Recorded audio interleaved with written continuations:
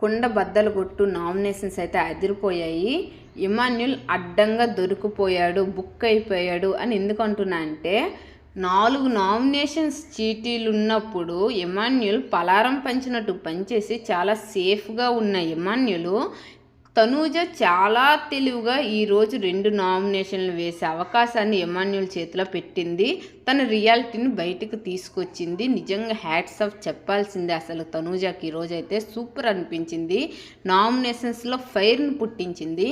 ఇక చూసుకుంటే Emmanuel రీతుకి nomination చేసేటప్పుడు రీతు మాస్ యువరాని తగ్గేదేలే, అసలుకి సూపర్ అనిపించింది. డిఫెన్స్లో అదరగొట్టేసింది రీతు అయితే. లాజిక్ పాయింట్స్ పట్టుకొని నిజంగా ఊపిరాడకుండా ఇమాన్యుల్ చేసింది అనిపించింది. ఎలా అంటే ఇమాన్యుల్ నువ్వు సంచాలకుగా తప్పు చేసావంటే నువ్వు సంచాలకుగా ఉన్నప్పుడు నేను బెలూన్ టాస్క్ ఆడేటప్పుడు మరి నువ్వెందుకు చెప్పలేదు, నువ్వెందుకు సేఫ్గా ఉన్నావు అక్కడ అని కరెక్ట్ లాజిక్ పాయింట్తో రాడ్ దింపింది. First one.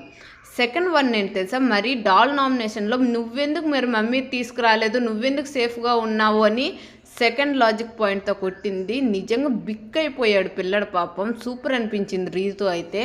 సెకండ్ చూసుకుంటే సెకండ్ నామినేషన్ బర్నీ గారికి చేసినప్పుడు ఇమాన్యుల్ అడ్డంగా మళ్ళీ బుక్ అయిపోయారు కాదు కదా, రాడ్ కూడా బర్నీ గారు అయితే దించేశారు. అసలుకి ఈరోజు సూపర్ అనిపించారు బర్నీ గారు. ఫిజికల్గా నువ్వు ఆడలేకపోతున్నావన్నా తొల్లాగా, నువ్వు ఎక్కడో తగ్గావన్నా అని నామినేషన్ చేస్తే నువ్వు నా పొజిషన్లో ఉంటే నువ్వు ఇది కూడా ఆడలేవు అని రకంగా రాడ్ అయితే దింపేశారు. అది నిజమేని, ఎందుకంటే నిజంగా ఆ పొజిషన్లో ఎవ్వరు కూడా